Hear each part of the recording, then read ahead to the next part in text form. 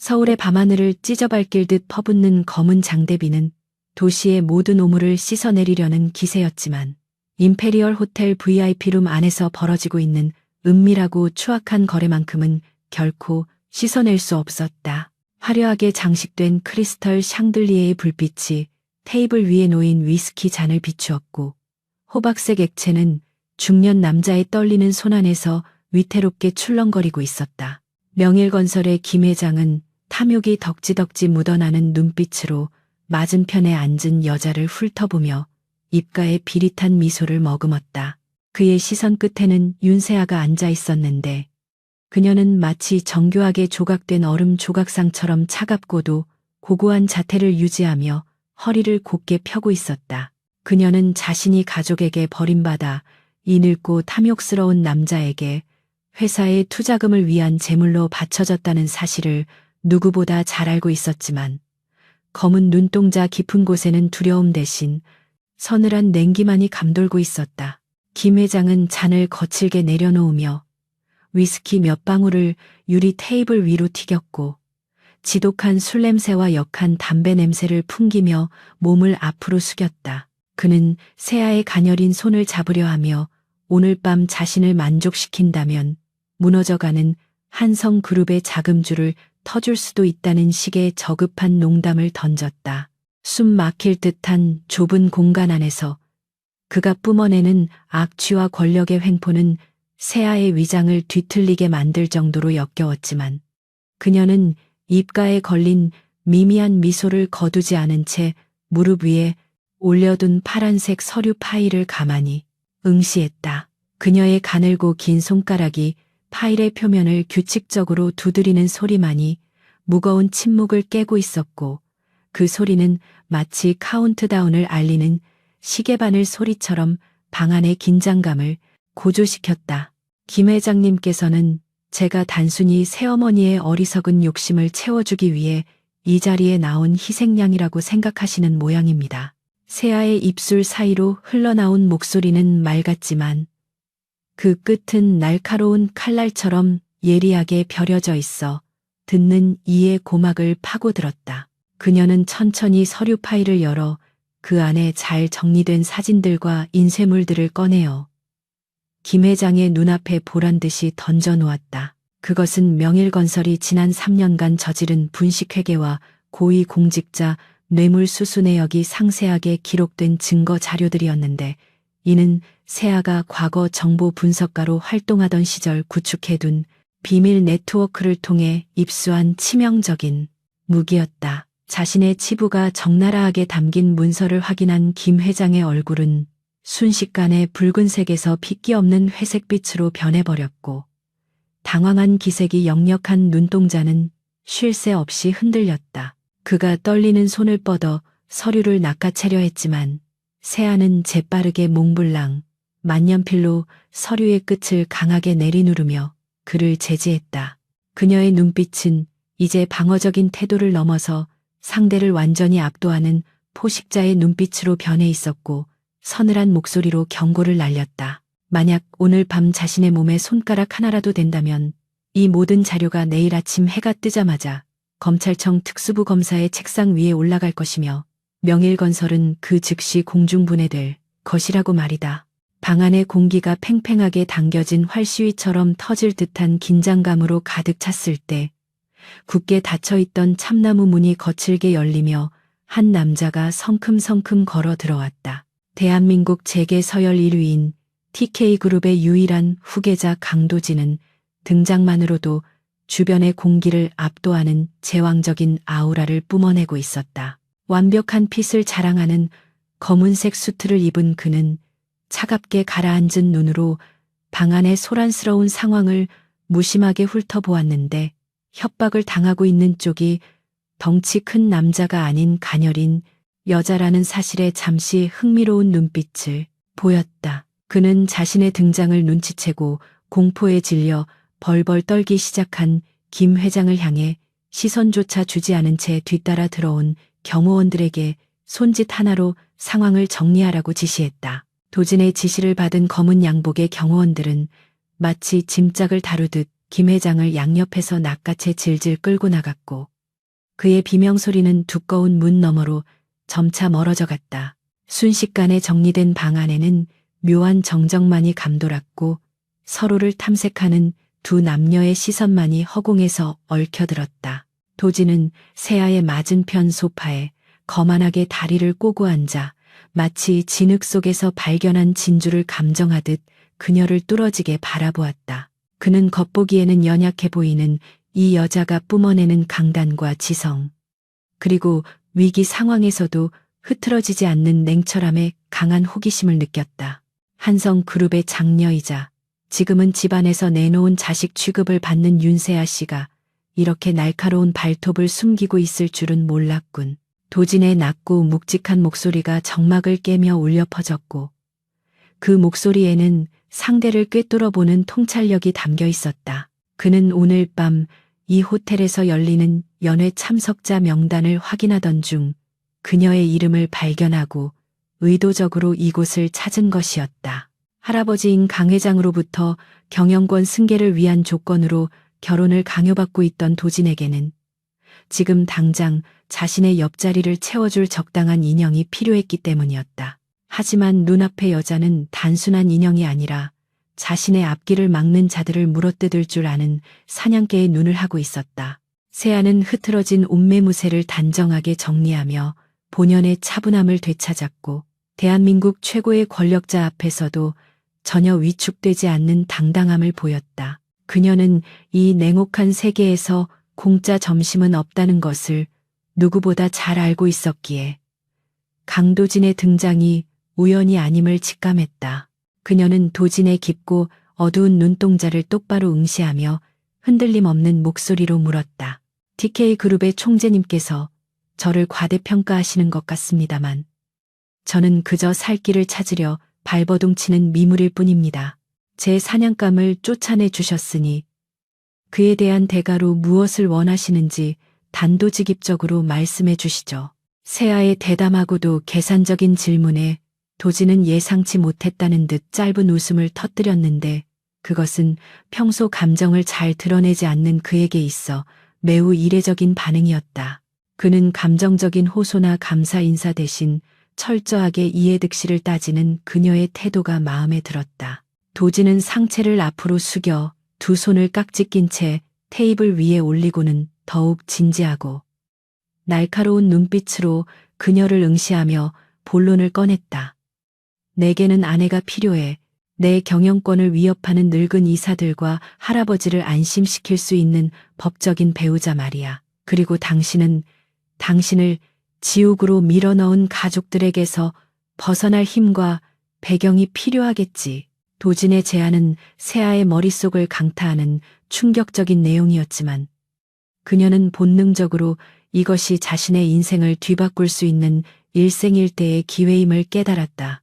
강도진과의 결혼은 곧 호랑이 굴로 제 발로 걸어 들어가는 것과 다름없었지만 동시에 대한민국에서 가장 튼튼한 방패인 TK그룹을 등에 업고 복수를 실현할 수 있는 유일한 길이기도 했다.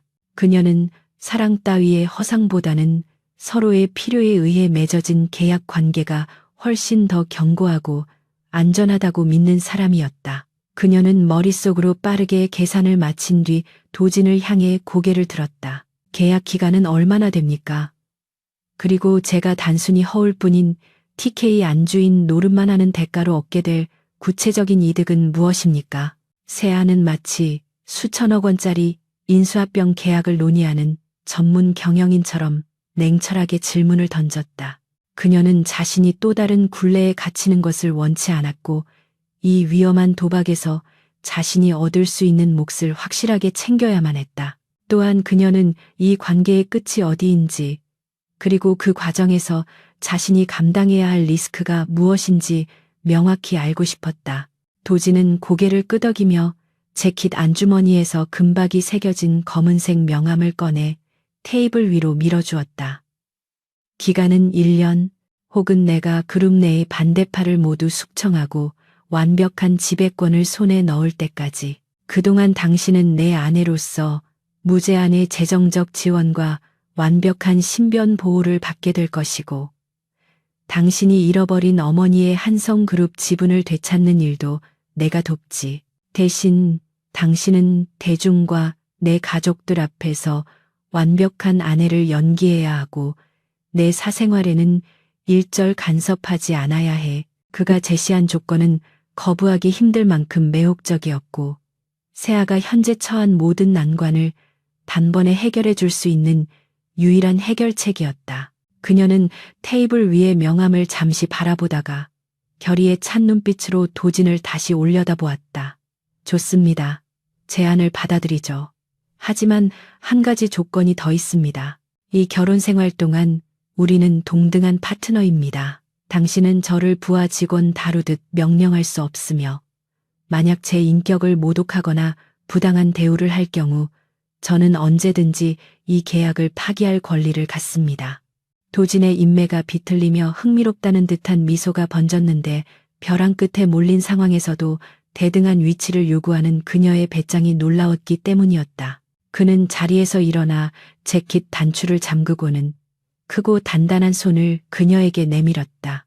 좋아, 그 조건 받아들이지, 윤세아 씨.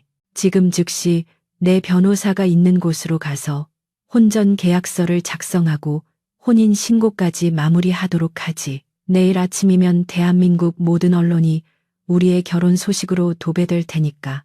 세아는 자리에서 일어나 도진의 손을 맞잡았고 그의 손바닥에서 전해져 오는 뜨거운 체온과 묵직한 힘의 묘한 전율을 느꼈다. 두 사람은 VIP룸을 빠져나와 호텔의 긴 복도를 나란히 걸으며 어두웠던 과거를 뒤로하고 권모술수와 암투가 난무하는 새로운 전장을 향해 발걸음을 옮겼다. 창밖에는 여전히 비가 내리고 있었고 번개가 밤하늘을 가를 때마다 두 사람의 그림자가 길게 늘어지며 앞으로 닥쳐올 시련과 파란만장한 운명을 예고하는 듯했다.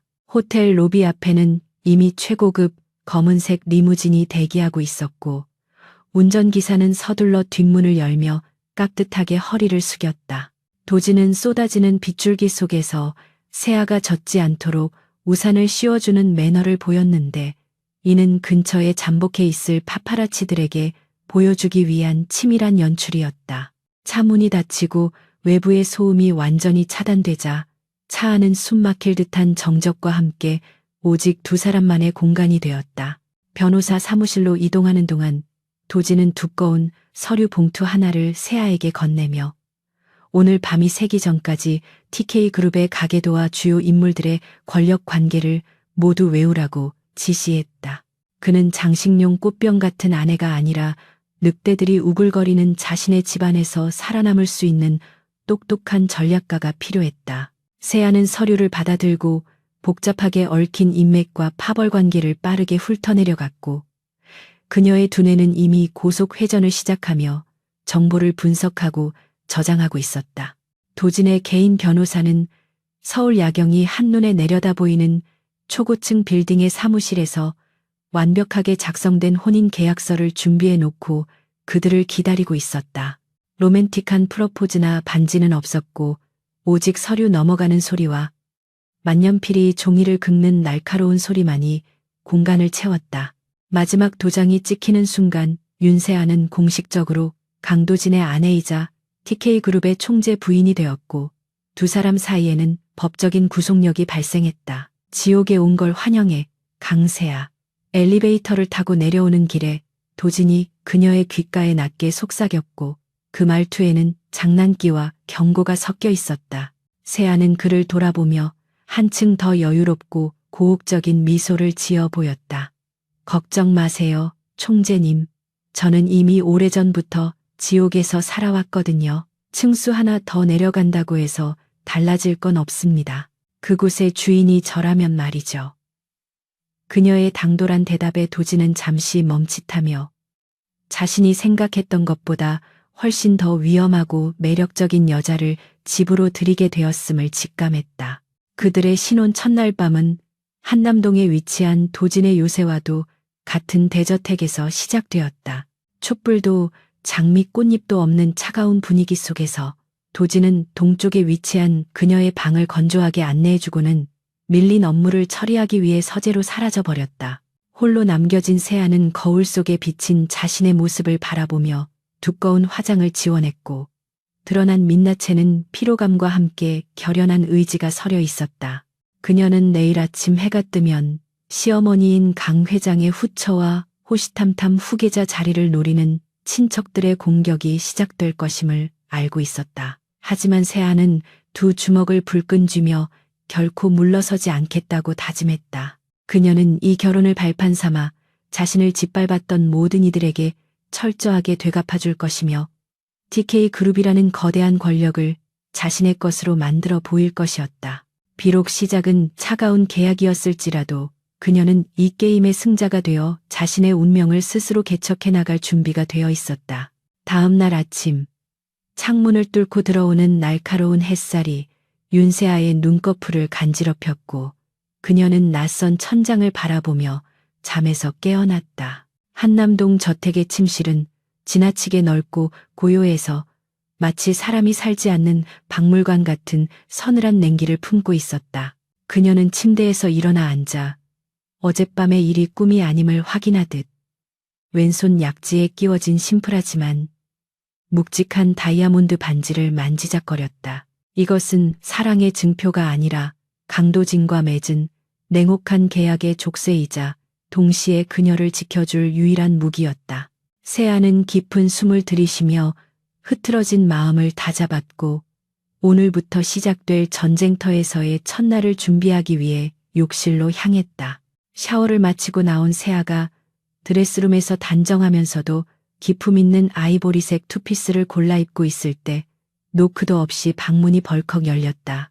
들어온 사람은 이 저택의 살림을 총괄하는 오 실장이었는데 그녀는 뻣뻣한 고개와 경멸 어린 눈빛으로 세아를 훑어보았다. 오 실장은 도진의 새어머니인 신여사의 최측근으로 굴러온 돌인 세아를 안주인으로 인정할 생각이 추호도 없어 보였다. 그녀는 고개만 까딱하는 무례한 인사를 건네며 아침 식사 시간이 늦었으니 서둘러 내려오라는 말을 툭 내뱉고는 대답도 듣지 않고 등을 돌려 나가버렸다. 세아는 오 실장의 무례한 태도에 화를 내는 대신 차가운 미소를 지으며 거울 속에 자신을 응시했다. 예상했던 대로 이 집안의 누구도 그녀를 환영하지 않는다는 사실이 피부로 와닿았지만 그것은 오히려 그녀의 승부욕을 자극할 뿐이었다. 그녀는 화장대 앞에 앉아 평소보다 조금 더 짙게 아이라인을 그리고 붉은색 립스틱을 발라 강인한 인상을 만들었다.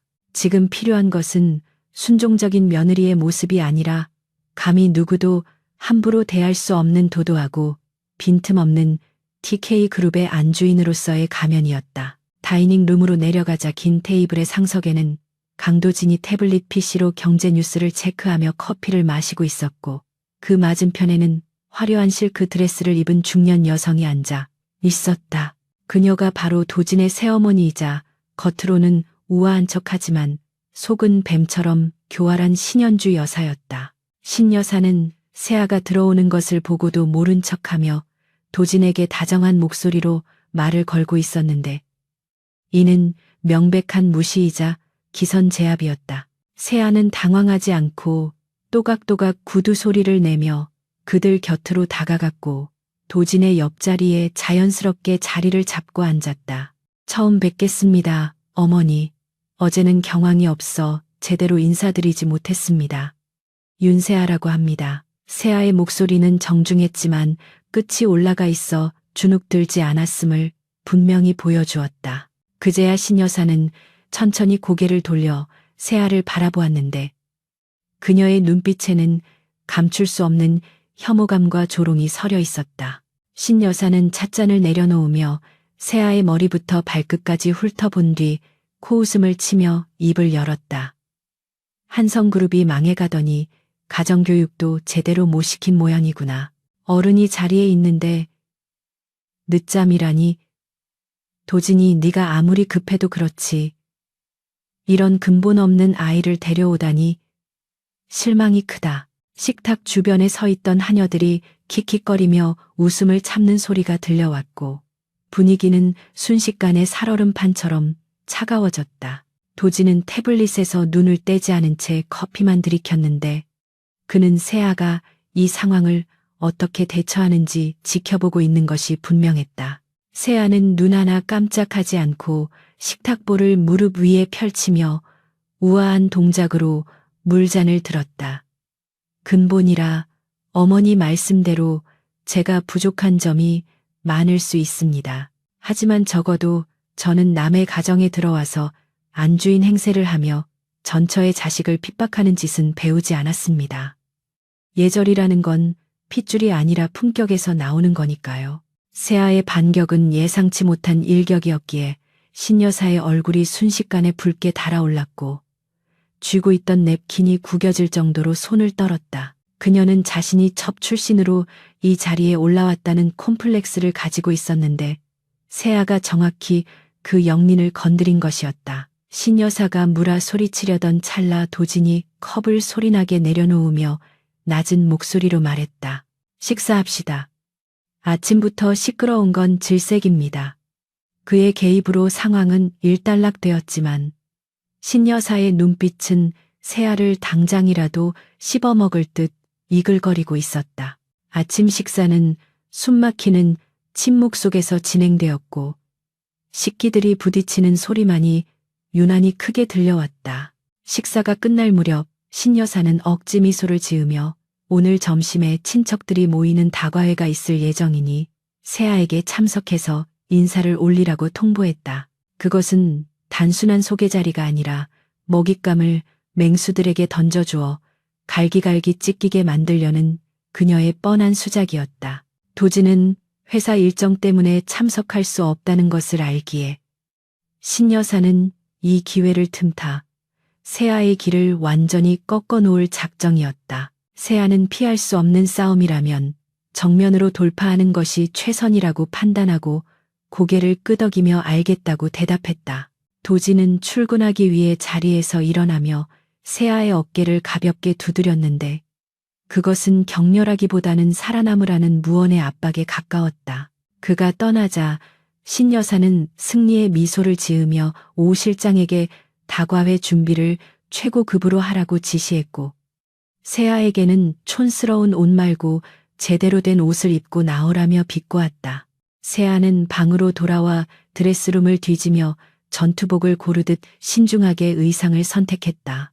오후 2시가 되자 저택의 응접실에는 화려하게 치장한 도진의 고모들과 사촌 자매들이 하나둘씩 모여들기 시작했다. 그녀들은 명품 로고가 박힌 가방과 보석들을 과시하며 서로의 거칠애를 칭찬하기 바빴고 대화의 주제는 온통 누구네 집이 얼마를 벌었는지에 대한 천박한 자랑뿐이었다.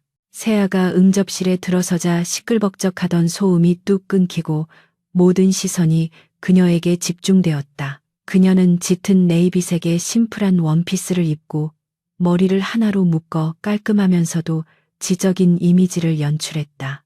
신여사는 짐짓 반가운 척하며 세아를 친척들에게 소개했지만 그 소개말에는 가시가 돋쳐 있었다.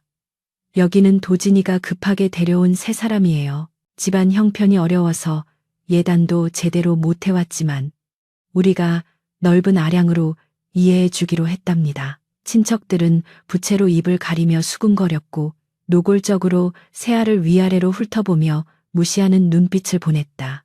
특히 도진의 고모인 강민경 이사는 세아에게 다가와 싸구려 물건을 감정하듯 그녀의 옷감을 만지작거리며 비아냥거렸다. 어머, 이건 지난 시즌 떨이 상품 아니니? 우리 도진이가 돈을 안 주던? 하긴 급하게 결혼하느라 챙길 겨를이 없었겠지. 그래도 명색이 TK 며느리인데 이런 걸 입고 다니면 우리 집안 망신이야. 주변에서 킬킬거리는 웃음소리가 터져 나왔지만 세아는 당황하지 않고 부드럽게 웃으며 강 이사의 손을 살며시 밀어냈다. 고모님, 진정한 명품은 로고가 아니라 그것을 입은 사람의 태도에서 완성된다고 배웠습니다. 그리고 이 옷은 제가 직접 디자인해서 맞춘 옷이라 세상에 단 한 벌뿐입니다. 시즌이 지난 기성복과는 비교할 수 없죠. 강 이사는 예상치 못한 대꾸에 말문이 막혔지만 곧 표정을 굳히며 화제를 돌렸다. 그녀는 탁자 위에 놓인 거대한 도자기를 가리키며 으스대기 시작했다. 네가 예술에 대해 뭘 알겠니?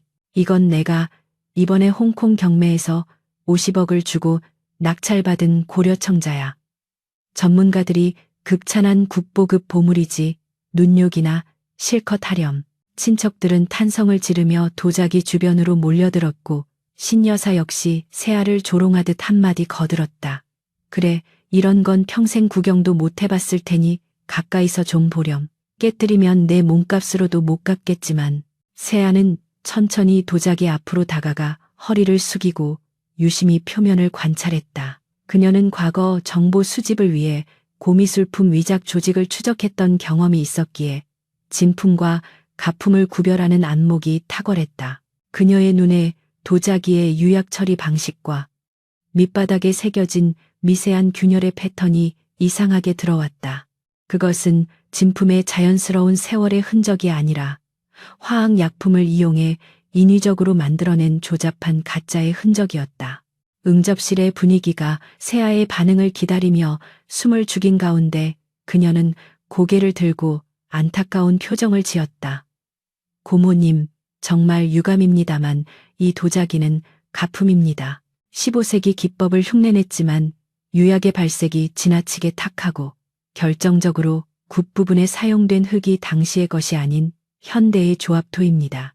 아마도 10년 전 중국 위조단이 유통했던 가짜 청자 시리즈 중 하나인 것 같군요. 좌중은 찬물을 끼얹은 듯 조용해졌고 강의사의 얼굴은 흙빛으로 변했다. 그녀는 부들부들 떨며 소리를 질렀다. 네가 감히 뭘 안다고 짓거려? 이게 가짜라고? 내가 감정서까지 확인했는데 어디서 건방지게. 세아는 침착하게 자신의 스마트폰을 꺼내 몇 번 검색을 한 뒤 화면을 강의사에게 보여주었다. 화면에는 그녀가 지적한 것과 정확히 일치하는 위조품의 특징과 그것을 유통했던 조직의 검거 기사가 떠 있었다. 심지어 기사에 나온 압수품 사진 속 도자기는 지금 눈앞에 있는 것과 쌍둥이처럼 똑같았다. 감정서도 위조되었을 가능성이 큽니다. 사기꾼들은 보통 세트로 판매하니까요. 50억이나 주셨다니 속이 쓰리시겠지만 지금이라도 경찰에 신고해서 판매책을 잡으시는 게 좋겠습니다. 물론 TK그룹의 이사가 사기를 당했다는 사실이 언론에 알려지면 그룹 이미지에 타격이 있겠지만요. 세아의 마지막 말은 결정타였다. 강의사는 수치심과 분노로 어쩔 줄 몰라 하며 털썩 주저앉았고 신여사와 다른 친척들은 꿀먹은 벙어리처럼 아무 말도 하지 못했다. 그녀들이 쳐놓은 덫에 자신들이 걸려 넘어진 꼴이었다. 그때 현관 쪽에서 박수 소리가 들려왔다. 언제 왔는지 모를 강도진이 팔짱을 낀 채 흥미로운 눈빛으로 이 광경을 지켜보고 있었다. 그는 천천히 걸어와 굳어있는 친척들을 한번 훑어보고는 세아의 곁에 섰다. 제 아내 말이 맞습니다. 저도 들어오면서 봤는데 조잡하기 짝이 없더군요. 고모님, 앞으로 미술품 투자는 제 아내에게 자문을 구하시는 게 좋겠습니다. 보시다시피 안목이 보통이 아니거든요. 도진의 말은 세아의 승리를 공식적으로 선언하는 것과 다름없었다. 강의사는 얼굴을 붉히며 시녀들을 시켜 도자기를 치우라고 고래고래 소리를 질렀고 다과회는 엉망진창이 된 채 황급히 마무리되었다. 친척들이 도망치듯 빠져나가고 신여사마저 분을 사기며 방으로 들어가 버리자 넓은 응접실에는 도진과 세아 둘만이 남았다. 도진은 세아를 향해 돌아섰는데 그의 눈에는 처음으로 진정한 인정의 빛이 스쳐 지나갔다. 제법이군. 그냥 당하고만 있을 줄 알았는데 고모를 그렇게까지 몰아붙일 줄은 몰랐어. 그 도자기 지식 어디서 배운 거지? 세아는 긴장이 풀리자 살짝 피로감을 느꼈지만 내색하지 않고 어깨를 으쓱했다. 살아남으려면 뭐든지 배워야 하니까요. 그리고 저는 제 편이 아닌 사람들에게 자비를 베풀 만큼 착하지 않습니다. 오늘 일로 당신 집안 사람들이 저를 적으로 간주하겠지만 적어도 만만하게 보지는 못할 겁니다. 그녀의 당찬 대답에 도진은 묘한 웃음을 지으며 한 걸음 더 가까이 다가왔다. 마음에 들어. 그 도끼 잃지 마. 앞으로 더 큰 싸움이 기다리고 있을 테니까. 그날 밤 도진의 서재에서 두 사람은 앞으로의 계획에 대해 논의했다. 도진은 세아에게 그룹 내의 파벌 싸움과 현재 그가 직면한 위기 상황에 대해 구체적으로 설명해 주었다. 세아는 그의 설명을 들으며 단순히 이름만 빌려주는 아내가 아니라 그의 참모로서 역할을 수행할 수 있음을 확신했다. 도진 역시 그녀의 날카로운 분석력과 통찰력에 감탄하며 그녀를 파트너로서 신뢰하기 시작했다. 하지만 평화는 오래가지 않았다. 자정이 넘은 시각 도진의 개인 비서가 사색이 되어 서재로 뛰어들어왔다. 총재님, 큰일 났습니다. 회사 메인 서버가 해킹당했습니다. 고객 정보가 유출되고 있고 주가가 폭락할 조짐입니다. 도진의 표정이 순식간에 차갑게 굳어졌고 세아 역시 심상치 않은 기류를 감지했다. 이것은 단순한 사고가 아니라 누군가가 의도적으로 도진을 노리고 저지른 공격임이 분명했다. 세아는 직감적으로 이번 사건이 자신이 활약할 수 있는 무대가 될 것임을 예감했다. 도진은 급히 재킷을 챙겨 입으며 회사로 나갈 채비를 했고 세아는 그를 따라 현관까지 배웅했다. 제가 도울 일이 있을까요? 세아가 묻자 도진은 잠시 망설이다가 고개를 저었다. 아니, 이건 내가 해결해야 할 문제야. 당신은 집에서 쉬어. 그는 단호하게 말하고는 차를 타고 어둠 속으로 사라졌다. 하지만 세아는 그가 떠난 뒤에도 잠자리에 들지 않았다. 그녀는 자신의 노트북을 꺼내어 익숙한 솜씨로 다크웹에 접속하기 시작했다. 남편이 모르는 그녀만의 방식으로 이 위기를 해결할 실마리를 찾기 위해서였다. 밤이 깊어갈수록 모니터 화면에서 뿜어져 나오는 푸른 빛이 세아의 집중한 얼굴을 비추었다. 그녀의 손가락은 보이지 않을 정도로 빠르게 키보드 위를 춤추었고 화면에는 알 수 없는 코드들이 폭포수처럼 쏟아져 내렸다. 이것은 단순한 내조가 아니라 그녀가 가진 능력의 진가를 보여줄 기회이자 강도진이라는 남자를 완전히 자신의 것으로 만들기 위한 첫 번째 포석이었다. 한남동 저택의 밤은 그렇게 폭풍전야의 고요함 속에서 깊어가고 있었다.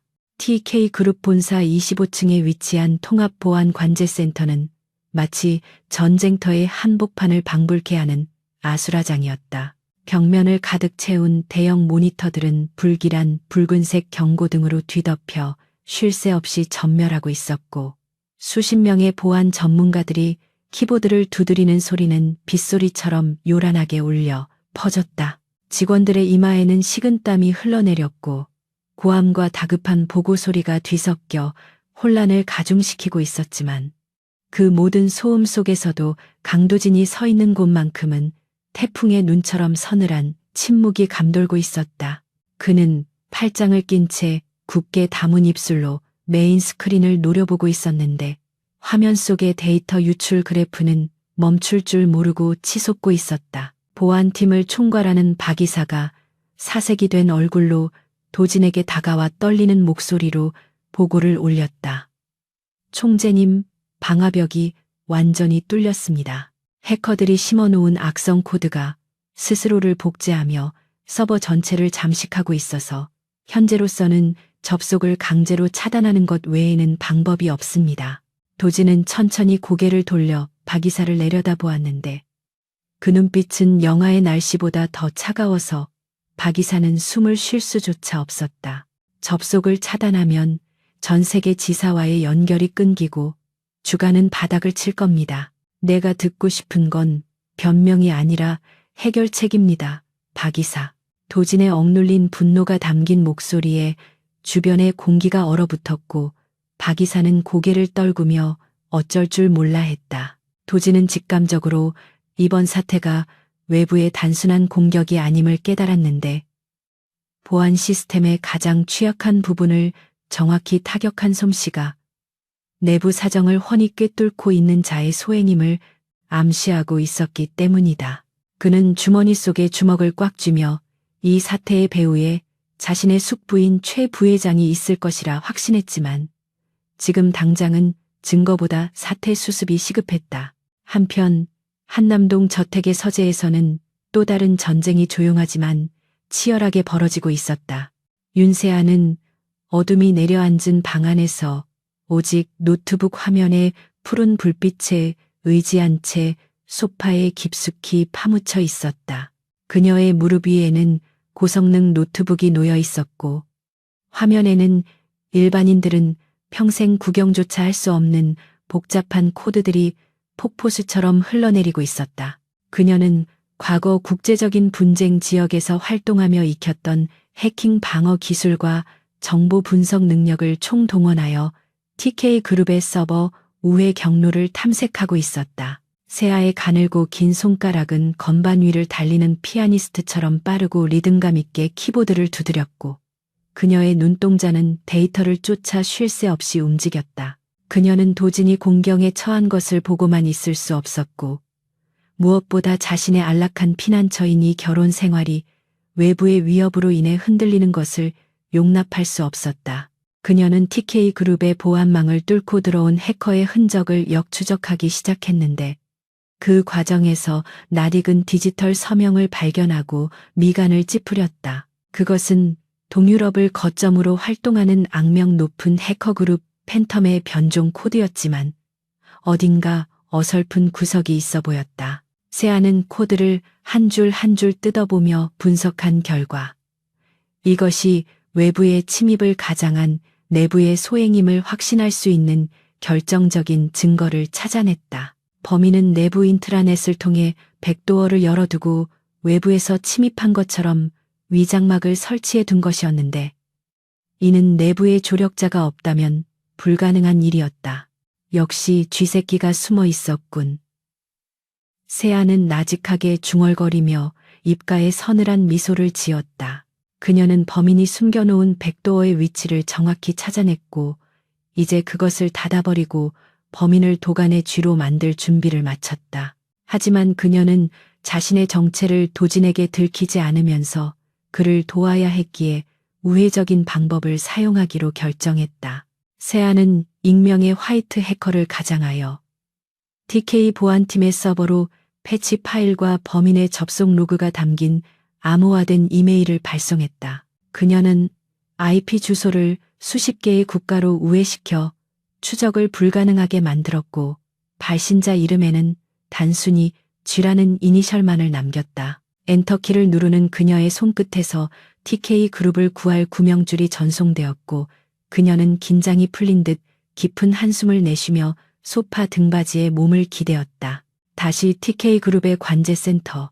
절망적인 상황 속에서 갑자기 메인 서버의 알림음이 울리며 화면 한가운데에 새로운 메시지 창이 떴다. 박 이사가 깜짝 놀라 화면을 확인하자 정체불명의 파일이 시스템에 자동으로 설치되기 시작했고 놀랍게도 붉은색으로 전멸하던 경고등들이 하나둘씩 초록색으로 바뀌며 정상화되고 있었다. 총재님, 누군가가 외부에서 패치를 보내왔습니다. 악성 코드가 격리되고 있고 데이터 유출이 멈췄습니다. 직원들의 환호성이 터져 나오는 가운데 도진은 화면을 뚫어지게 응시하며 미간을 좁혔다. 그는 이 기적 같은 상황이 우연이 아님을 알았고 누군가가 자신을 돕고 있다는 사실에 안도감보다는 의구심이 먼저 들었다. 그는 박 이사에게 즉시 발신자를 추적하라고 지시했지만 예상대로 신호는 전 세계를 돌고 돌아 사라져버린 뒤였다. 하지만 도진의 예리한 눈은 복구된 로그 파일에서 범인이 접속한 단말기의 고유 식별 번호를 놓치지 않았다. 이 식별 번호 전략기획실 3팀장의 PC다. 도진의 목소리가 낮게 깔리자 환호하던 직원들은 찬물을 끼얹은 듯 조용해졌다. 그는 즉시 보안팀 요원들을 대동하고 15층 전략기획실로 향했는데 엘리베이터가 내려가는 동안 그의 표정은 살인을 저지를 듯 흉흉했다. 전략기획실의 문이 열리자 텅 빈 사무실 구석에서 누군가와 은밀하게 통화를 하고 있던 3팀장이 화들짝 놀라며 전화기를 떨어뜨렸다. 도진은 천천히 걸어가 떨고 있는 3팀장의 앞에 섰고 바닥에 떨어진 전화기를 주워들었다. 수화기 너머에서는 일 처리는 확실하게 된 거냐? 라는 최 부회장의 다급한 목소리가 들려오고 있었다. 도진은 아무 말 없이 통화 종료 버튼을 누르고는 전화기를 3팀장의 책상 위에 던지듯 내려놓았다. 내 등 뒤에서 칼을 꽂으려면 적어도 들키지는 말았어야지. 산업 스파이 혐의와 배임, 횡령까지 남은 인생은 감옥에서 보내게 될 거야. 보안 요원들이 3팀장을 끌고 나가자 도진은 창밖으로 밝아오는 여명을 바라보며 긴 숨을 토해냈다. 회사는 위기를 넘겼고 내부의 썩은 환부도 도려냈지만 그의 머릿속은 온통 그를 도와준 정체불명의 쥐에 대한 생각으로 가득 찼다. 그는 왜인지 모르게 그 깔끔하고 군더더기 없는 일 처리 방식에서 아내인 윤세아의 냉철한 눈빛이 겹쳐 보인다는 묘한 기시감을 떨쳐버릴 수 없었다. 도진이 한남동 저택으로 돌아왔을 때는 이미 해가 중천에 떠 있는 아침이었다. 그는 피곤한 몸을 이끌고 현관을 들어섰는데 거실 소파에 세아가 웅크리고 잠들어 있는 모습이 눈에 들어왔다. 그녀의 주변에는 미술사 관련 서적들이 어지럽게 널려 있었고 테이블 위에는 식어버린 커피잔이 놓여 있었다. 도진은 발소리를 죽여 그녀에게 다가갔고 밤새 그를 기다리다 잠든 것 같은 그녀의 무방비한 모습에 가슴 한구석이 리태지는 것을 느꼈다. 그가 조심스럽게 재킷을 벗어 그녀의 어깨에 덮어주려던 순간 세아의 속눈썹이 파르르 떨리며 그녀가 눈을 떴다. 잠에서 덜 깬 몽롱한 눈빛으로 도진을 올려다보던 세아는 이내 정신을 차리고 자세를 고쳐 앉으며 물었다. 오셨어요? 회사는 잘 해결된 건가요? 그녀의 목소리에는 진심 어린 걱정이 담겨 있었지만 도진은 그녀의 눈 깊은 곳을 탐색하듯 빤히 바라보았다. 그래, 누군가의 도움 덕분에 최악의 상황은 면했어. 마치 우리 집 내부 사정을 아주 잘 아는 수호천사가 있는 것 같더군. 도진의 의미심장한 말에 세아의 심장이 덜컥 내려앉았지만 그녀는 표정 변화 없이 담담하게 미소 지었다. 다행이네요. 당신에게 그런 든든한 조력자가 있다니 신께서 도우셨나 봐요. 그녀는 태연하게 연기했지만 도진은 그녀가 덮고 있던 담요 아래로 살짝 드러난 노트북의 전원 램프가 아직 깜빡이고 있음을 놓치지 않았다. 도진은 세아의 곁에 앉으며 그녀의 손을 잡았는데 그녀의 손끝이 미세하게 차가웠고 밤새 타자를 친 사람처럼 손목이 뻐근해 보였다. 그는 확신할 수는 없었지만 이 여자가 자신에게 숨기고 있는 비밀이 생각보다 훨씬 거대할지도 모른다는 직감이 들었다. 당신 어젯밤에 뭐 했어? 잠도 안 자고. 도진의 질문은 부드러웠지만 그 속에는 날카로운 송곳이 숨겨져 있었다. 세아는 잡힌 손을 빼지 않고 자연스럽게 책을 가리키며 대답했다. 어제 고모님 사건도 있고 해서 미술 공부를 좀 더 깊이 해보려고요. 당신 아내로서 부족한 모습을 보이고 싶지 않아서 밤을 좀 갔어요. 완벽한 대답이었지만 도진은 그녀의 말보다 행동을 더 믿는 사람이었다. 그는 그녀의 손등에 가볍게 입을 맞추며 속삭였다. 너무 무리하지 마. 당신이 아프면 내가 곤란해지니까. 그리고 고마워. 기다려줘서.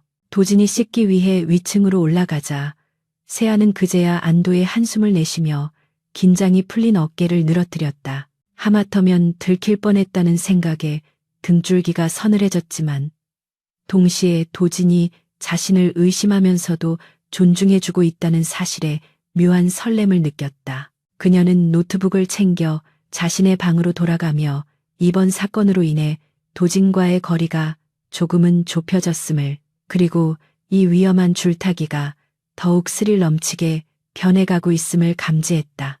그날 오후 TK그룹은 공식 성명을 통해 해킹 시도를 완벽하게 방어했으며 내부 보안 감사를 통해 관련자를 엄중 처벌할 것임을 발표했다. 뉴스를 지켜보던 최 부회장은 분노에 차 리모컨을 집어 던졌고 자신의 계획을 수포로 만든 그 익명의 조력자를 찾아내 반드시 없애버리라고 부하들에게 고함쳤다. 하지만 그는 자신이 건드려서는 안 될 상대가 누구인지, 그리고 그 상대가 바로 지척에 있다는 사실을 꿈에도 모르고 있었다. 저녁 식사 시간, 도진은 평소보다 일찍 퇴근하여 세아와 함께 식탁에 마주 앉았다. 신 여사는 여전히 불편한 기색을 내비치며 식사 내내 불평을 늘어놓았지만 도진은 평소와 달리 세아의 접시에 음식을 덜어주며 다정한 모습을 연출했다. 이번 주말에 열리는 자선 경매 행사에 당신과 함께 참석할 생각이야. 그곳에는 정재계 주요 인사들이 모두 모일 테니 데뷔 무대로는 완벽하겠지. 도진의 갑작스러운 제안에 신 여사는 포크를 떨어뜨리며 경악했고 세아 역시 잠시 놀란 표정을 지었다.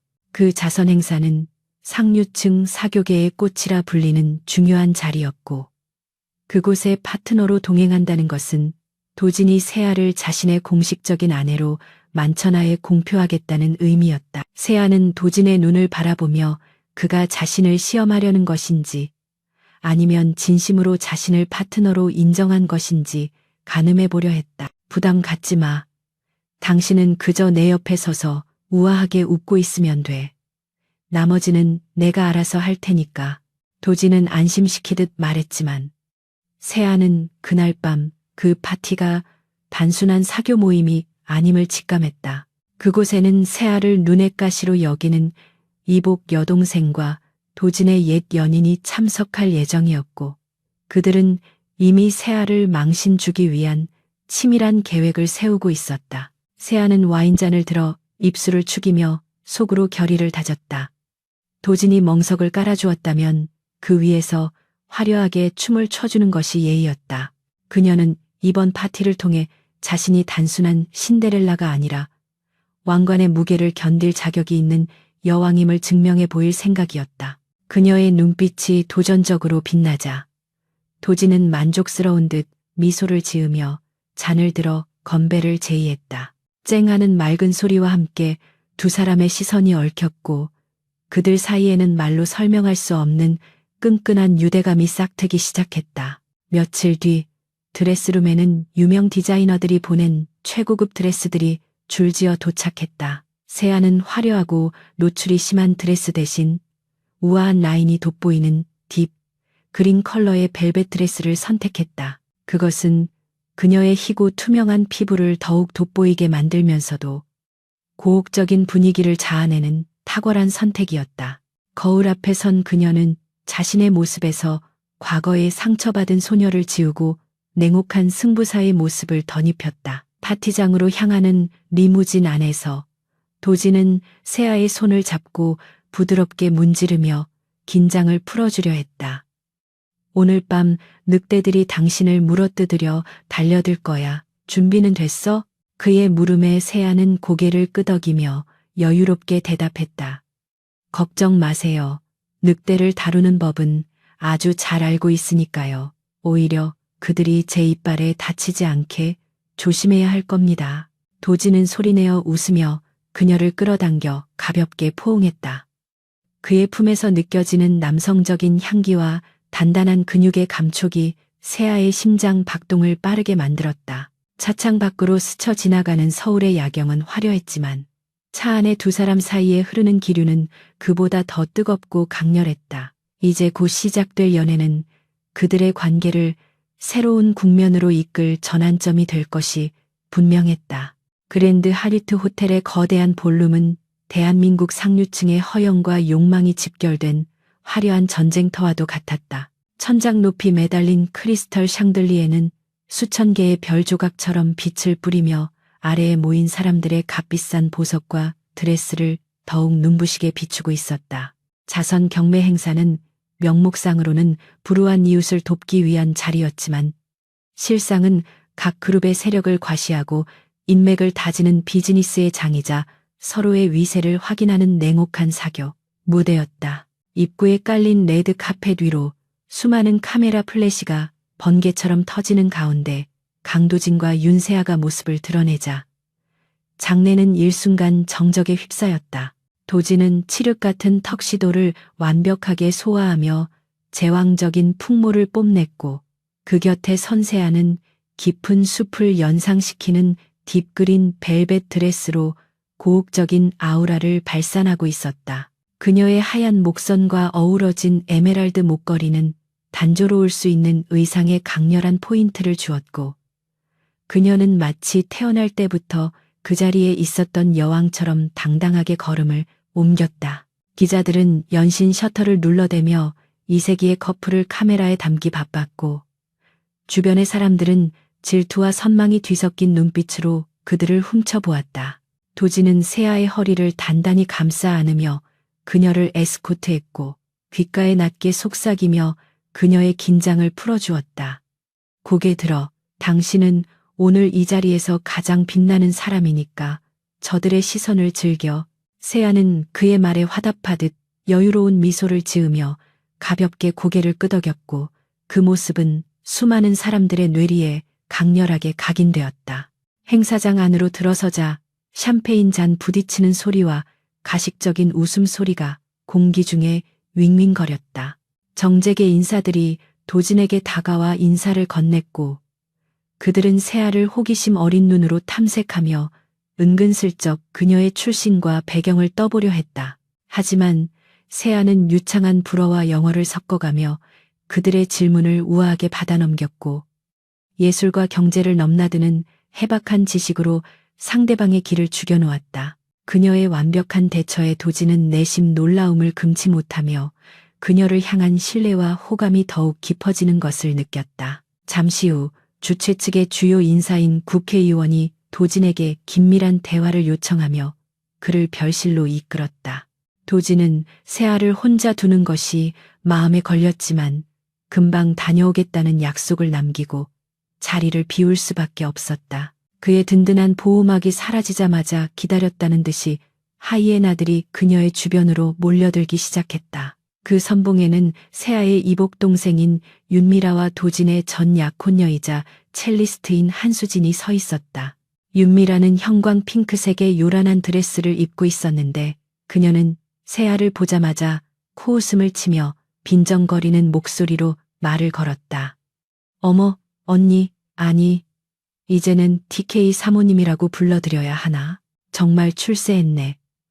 집에서 쫓겨날 때는 쥐새끼 꼴이더니 남자를 잘 물어서 여기까지 기어 올라오고 말이야. 그녀의 목소리는 일부러 주변 사람들이 들으라는 듯 크고 날카로웠고, 순식간에 주위의 시선이 세 사람에게 집중되었다. 한수진 역시 팔짱을 낀 채 거만한 표정으로 세아를 위아래로 훑어보며 거들었다.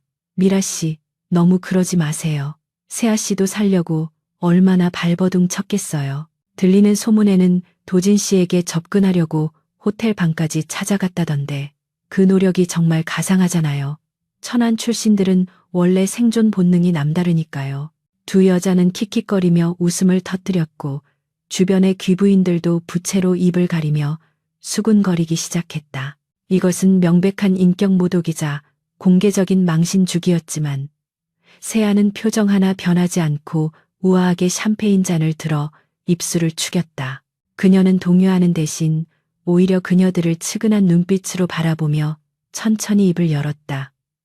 두 분, 오늘 자선 행사의 취지를 잘못 이해하고 계신 것 같군요. 이곳은 어려운 이웃을 위해 나눔을 실천하는 자리이지. 남의 뒷담 하나 하며 열등감을 표출하는 싸구려 사교장이 아닙니다. 세아의 침착한 반격에 윤미라의 얼굴이 울그락불그락해지며 목소리가 높아졌다. 뭐? 열등감?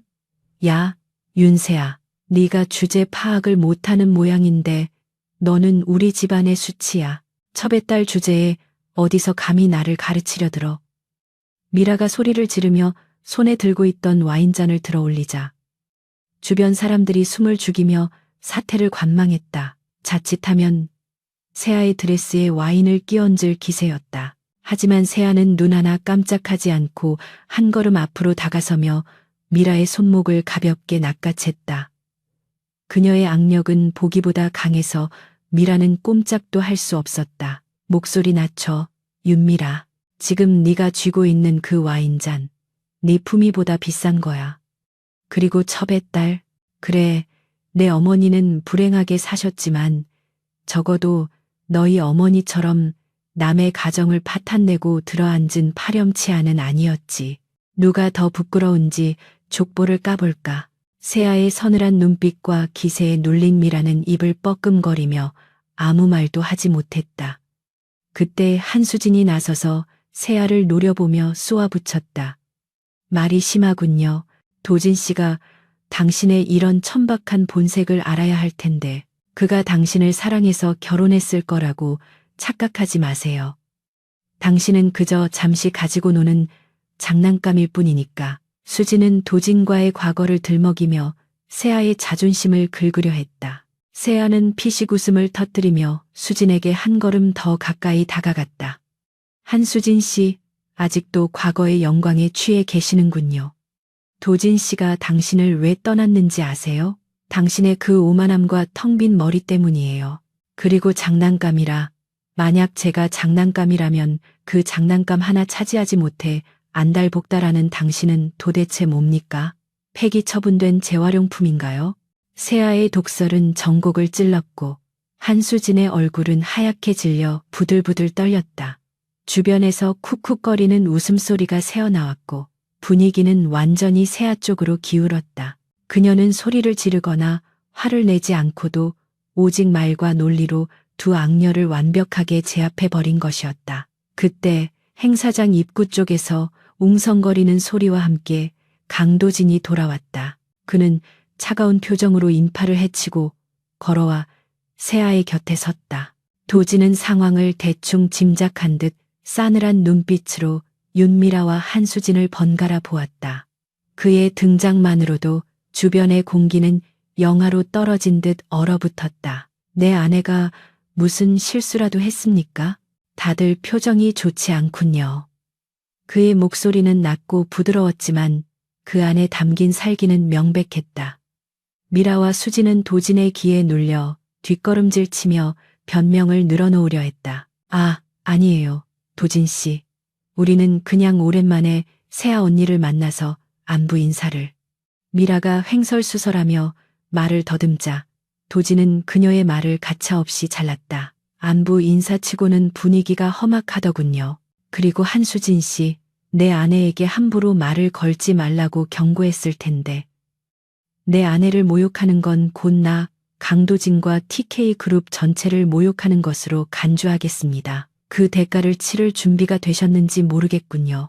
도진의 공개적인 경고에 한수진은 굴욕감에 눈물을 글썽이며 고개를 숙였고 윤미라는 공포에 질려 오빠 뒤로 숨으려 했다. 도진은 더 이상 그들에게 시선을 주지 않고 세아의 어깨를 감싸 안으며 부드럽게 물었다. 괜찮아? 기분 나쁜 잡음이 들렸던 것 같은데. 세아는 그를 올려다보며 환하게 미소 지었다. 괜찮아요. 벌레 우는 소리쯤이야 익숙하니까요. 오히려 재미있는 구경을 했네요. 두 사람의 완벽한 승리로 소란이 정리될 무렵 사회자의 목소리와 함께 메인 이벤트인 자선 경매가 시작되었다. 사람들은 방금 전의 소동을 잊은 듯 다시 경매에 집중했다. 유명 화가의 그림과 고가의 보석들이 낙찰되는 동안 도진은 조용히 경매 리스트를 훑어보고 있었다. 마지막 하이라이트로 블루문이라 불리는 10캐럿짜리 희귀 사파이어 반지가 등장하자 장내가 술렁거렸다. 시작가 10억 원으로 시작된 경매는 순식간에 20억을 넘어서며 과열되었다. 그때 도진이 번호판을 들지 않고 손가락 하나를 조용히 들어 올리며 나직하게 말했다. 50억. 장내는 찬물을 끼얹은 듯 조용해졌고 사회자조차 당황하여 말을 잇지 못했다. 20억에서 단번에 50억으로 뛴 파격적인 베팅 금액에 누구도 감히 도전할 엄두를 내지 못했다. 50억 더 없으십니까? 50억에 낙찰되었습니다. 망치 소리가 경쾌하게 울려 퍼졌다. 도진은 직원에게 건겨받은 반지 케이스를 열어 그 자리에서 세아의 오른손 약지에 끼워주었다. 푸른 빛을 내뿜는 사파이어는 세아의 하얀 손가락 위에서 신비롭게 빛났다. 이 반지의 이름이 블루문이라더군. 한 달에 두 번째 뜨는 보름달. 기적을 의미하지. 당신이 내 인생에 나타난 것 자체가 기적 같아서 주는 선물이야. 도진의 로맨틱한 고백은 마이크를 통해 장내에 울려 퍼졌고 사람들은 탄성을 지르며 박수를 보냈다. 윤미라와 한수진은 구석에서 이 광경을 지켜보며 질투심에 입술을 깨물었지만 이미 그들은 패배자였다. 도지는 세아를 세상에서 가장 귀한 보석처럼 대하며 그녀의 가치를 만천하에 증명해 보였다. 이것은 단순한 과시가 아니라 이제 세아가 자신의 보호 아래 있으며 누구도 그녀를 건드릴 수 없다는 무언의 선전포고였다. 세아는 반지를 내려다보며 가슴 한구석이 뭉클해지는 것을 느꼈다. 계약으로 시작된 관계였지만 지금 이 순간만큼은 도진의 눈빛이 진심으로 느껴졌기 때문이었다. 행사가 끝나고 호텔을 빠져나오는 길, 밤 공기는 여전히 차가웠지만 두 사람의 맞잡은 손은 뜨거웠다. 리무진에 올라타자마자 도진은 넥타이를 느슨하게 풀며 긴 숨을 내쉬었다. 피곤하지? 오늘 고생 많았어. 아까 당신이 그 여자들을 상대하는 걸 봤는데 정말 대단하더군. 내가 나설 틈도 안 주던데? 도진이 장난스럽게 웃으며 말하자 세아도 마주 웃었다. 제가 말했잖아요. 제 싸움은 제가 알아서 한다고요. 당신은 결정적인 순간에 멋있게 등장해서 지갑만 열면 돼요. 세아의 농담에 도진은 소리내어 웃음을 터뜨렸다. 그는 웃음을 멈추고 진지한 눈빛으로 세아를 바라보며 천천히 그녀의 얼굴을 감싸 쥐었다. 오늘 당신은 정말 아름다웠어. 단순히 옷이나 보석 때문이 아니라 그 당당한 태도와 눈빛이 나를 미치게 만들더군. 윤세아, 당신은 알면 알수록 위험하고 매력적인 여자야.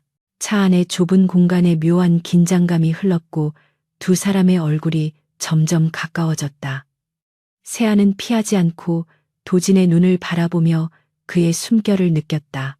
입술이 닿을 듯 말 듯한 거리에서 도진은 잠시 멈추고 그녀의 허락을 구하듯 눈을 맞췄다. 세아가 눈을 감으며 고개를 살짝 들자 도진은 거침없이 그녀의 입술을 덮쳤다. 그것은 계약서에 없는, 하지만 두 사람 모두가 원했던 첫 번째 진짜 키스였다. 달리는 차 안에서 나누는 키스는 달콤하면서도 격정적이었다. 도진은 세아를 더 깊이 탐하고 싶었지만 아쉬움을 남긴 채 입술을 떼었다. 세아의 얼굴은 붉게 상기되어 있었고 눈은 촉촉하게 젖어 있었다. 도진은 엄지손가락으로 그녀의 입술을 부드럽게 쓸어주며 속삭였다. 집에 가서 계속하지. 오늘은 밤이 기니까. 세아는 대답 대신 수줍게 고개를 끄덕이며 그의 어깨에 머리를 기대었다. 하지만 이 달콤한 순간도 잠시 도진의 휴대폰이 요란하게 진동하기 시작했다. 화면에 뜬 이름은 최 부회장이었다. 도진의 표정이 순식간에 굳어졌고 세아 역시 직감적으로 평화가 깨졌음을 느꼈다. 도진은 전화를 받지 않고 휴대폰을 뒤집어 놓았지만 그의 눈빛은 다시 차가운 사냥꾼의 것으로 돌아와 있었다. 오늘 밤의 승리는 달콤했지만 내일 아침이면 더 거대한 폭풍이 몰아칠 것임을 두 사람 모두 예감하고 있었다. 준비해, 세아. 저 늙은 여우가 가만히 있을 리 없어. 아마 내일부터는 전면전이 될 거야. 도진의 말에 세아는 반지를 낀 손을 꽉 쥐며 결의에 찬 목소리로 대답했다. 상관없어요. 저는 이미 당신과 한 배를 탔으니까요. 폭풍이 오면 뚫고 나가면 그만이에요. 리무진은 어둠을 가르며 한남동 저택을 향해 질주했고 차창 밖으로 보이는 서울의 야경은 마치 불타는 전장처럼 붉게 일렁이고 있었다. 다음 날 아침 대한민국을 강타한 것은 어젯밤 자선 행사의 로맨틱한 소식이 아니라 윤세아를 겨냥한 악의적이고 자극적인 스캔들 기사들이었다. 인터넷 포털 사이트의 실시간 검색어는 윤세아 스폰서, TK 안주인의 과거, 학력 위조 같은 키워드들로 도배되어 있었고 확인되지 않은 루머들이 소셜미디어를 통해 산불처럼 번져나가고 있었다. 누군가가 조직적으로 댓글 부대를 동원하여 여론을 조작하고 있음이 명백했는데 그 내용은 입에 담기도 힘들 만큼 저급하고 치졸한 인신공격으로 가득 차 있었다. 강도진은 집무실에서 태블릿 PC를 집어 던지며 경로했다. 산산조각이 난 액정 파편들이 바닥으로 흩어졌고 비서실장은 고개를 숙인 채 벌벌 떨고 있었다. 당장 법무팀 소집해. 이 쓰레기 같은 기사를 쓴 기자 놈들부터 시작해서 댓글 단 놈들 하나까지 모조리 고소해. 합의는 없다. 뿌리를 뽑아버리라고.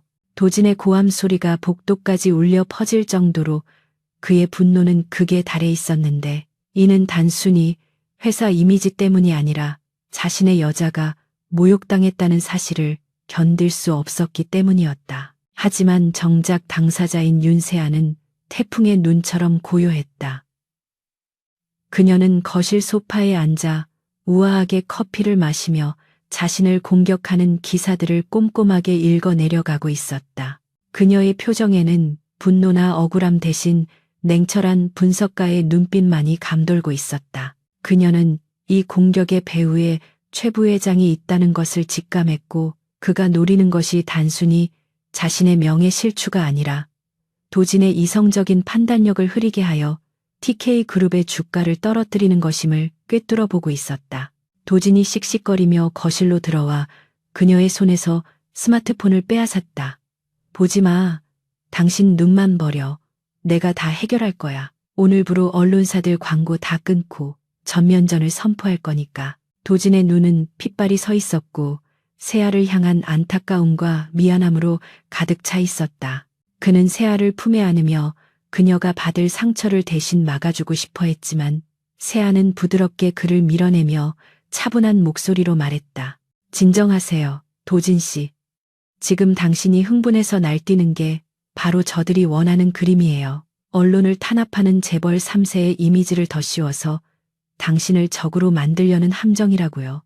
세아의 논리적인 지적에 도진은 잠시 멈칫했지만 여전히 화를 사기지 못했다.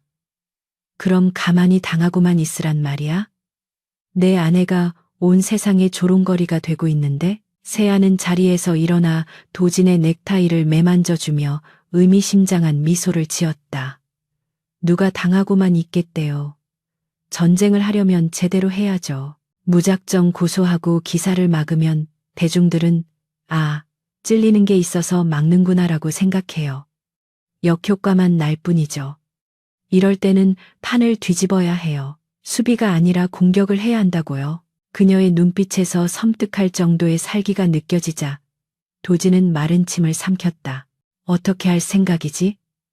도진이 묻자 세아는 자신의 노트북을 열어 복잡한 인물 관계도를 보여주었다.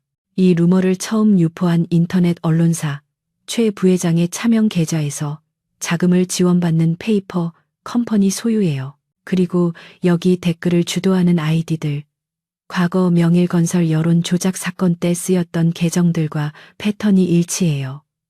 24시간만 주세요. 제가 여론의 방향을 180도 바꿔놓을게요.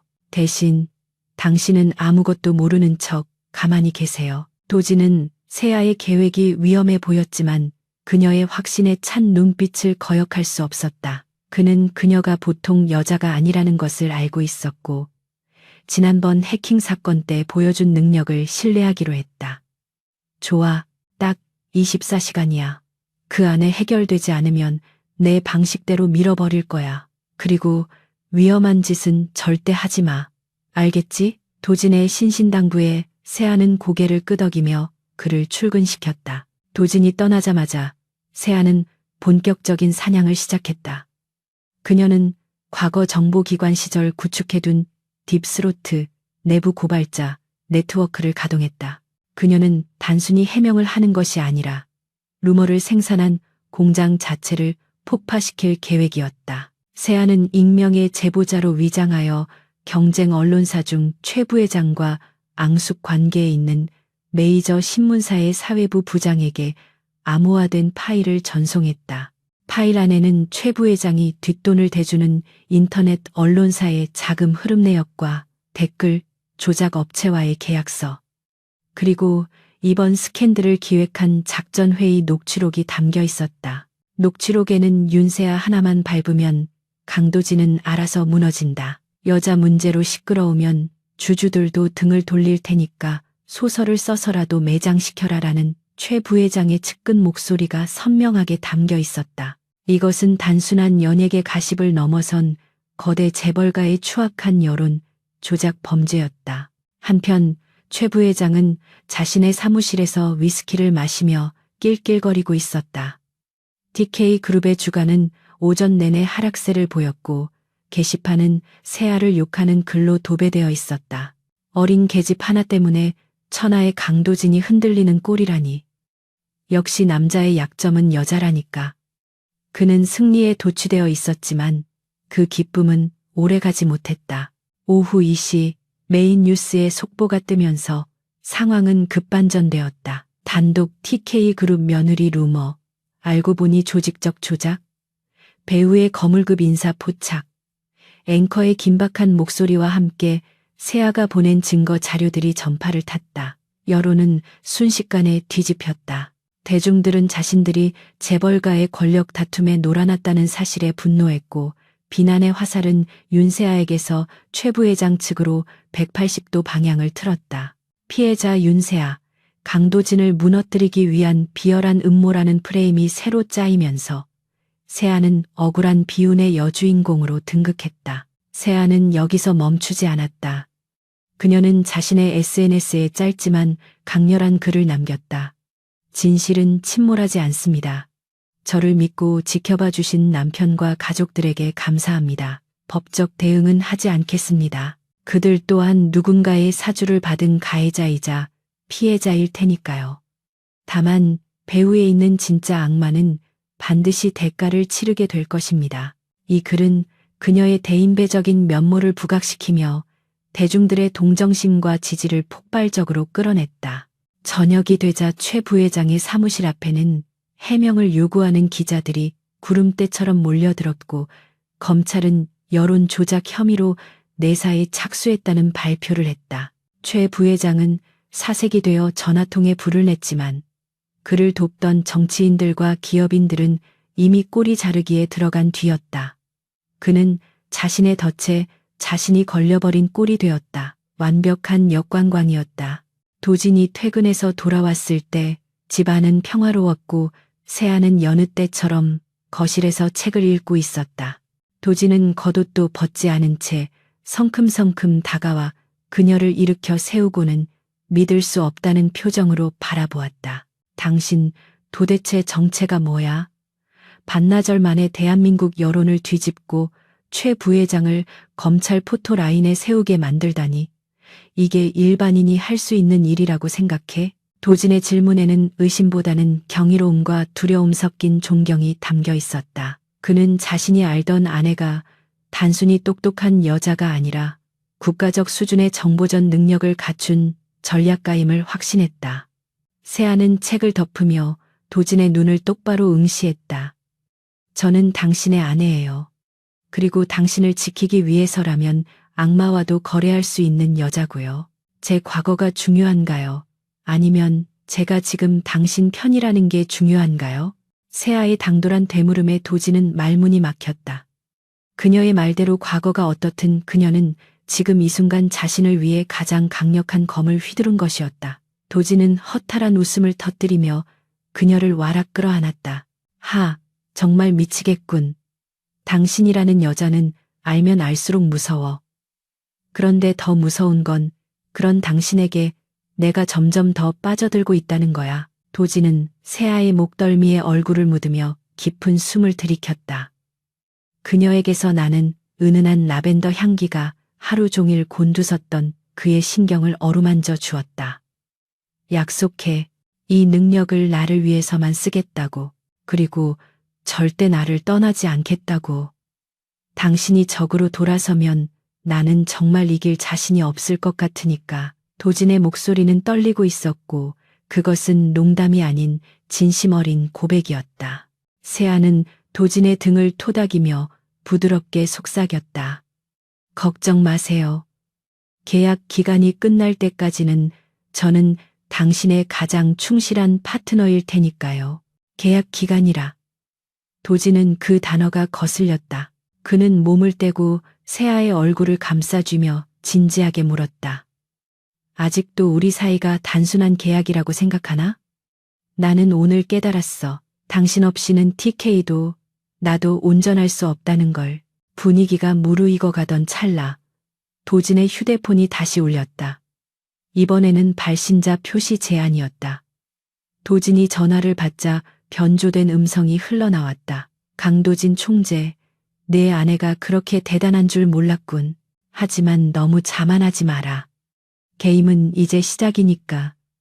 네가 가장 소중하게 여기는 걸 잃었을 때도 그런 여유를 부릴 수 있을지 두고 보자. 전화는 뚝 끊겼고 도진의 표정은 다시 차갑게 굳어졌다. 세아는 도진의 표정 변화를 놓치지 않았다. 협박 전화인가요? 그녀가 묻자 도진은 고개를 끄덕이며 휴대폰을 움켜쥐었다. 최 부회장의 잔당이거나 아니면 더 깊은 어둠 속에 있는 놈들이겠지. 놈들이 당신을 노리고 있어. 도진의 눈빛에는 불안감이 스쳤다. 오늘 세아가 보여준 능력은 놈들에게 위협이 되었고 동시에 그녀를 제거해야 할 1순위 타깃으로 만들어버린 것이었다. 상관없어요. 저는 이미 각오가 되어 있으니까요. 세아는 담담하게 말했지만 그녀의 손끝은 미세하게 떨리고 있었다. 그녀는 자신의 과거가 자신이 묻어두었던 어두운 그림자가 서서히 이들 부부를 향해 다가오고 있음을 직감했다. 그녀가 숨기고 있는 진짜 정체, 한성그룹의 버려진 딸이라는 껍데기 속에 감춰진 전직 블랙 요원으로서의 과거가 드러나는 것은 시간 문제였다. 그날 밤 두 사람은 한 침대에 누웠지만 쉽게 잠들지 못했다. 도진은 세아를 뒤에서 안고 그녀의 배 위에 손을 얹은 채 잠을 청했고 세아는 창밖의 달을 바라보며 앞으로 닥쳐올 폭풍을 예감했다. 최 부회장의 몰락은 끝이 아니라 더 거대한 전쟁의 서막일 뿐이었다. 어둠 속에서 세아의 눈빛이 날카롭게 빛났다. 누가 감히 내 남자를 건드린다면 지옥 끝까지 쫓아가서라도 부숴버리겠다는 결의가 그녀의 가슴 속에서 타올랐다. 최 부회장의 몰락은 겉보기에는 TK그룹의 정의가 승리한 것처럼 보였지만 그것은 더 깊은 어둠을 불러오는 신호탄에 불과했다. 궁지에 몰린 쥐는 고양이를 무는 법이고 모든 것을 잃을 위기에 처한 최 부회장은 더 이상 잃을 것이 없는 자의 관계를 드러내기 시작했다. 그는 검찰 조사가 시작되기 직전 자신의 비자금을 총동원하여 중국 삼합회와 연계된 청부업자들을 고용했다. 그의 목표는 단 하나, 강도진의 유일한 약점이자 이 모든 사태를 설계한 장본인인 윤세아를 제거하여 도진을 무너뜨리는 것이었다. 평화로워 보이는 오후, 세아는 낯선 번호로 전송된 한 통의 문자 메시지를 받고 굳은 표정으로 집을 나섰다.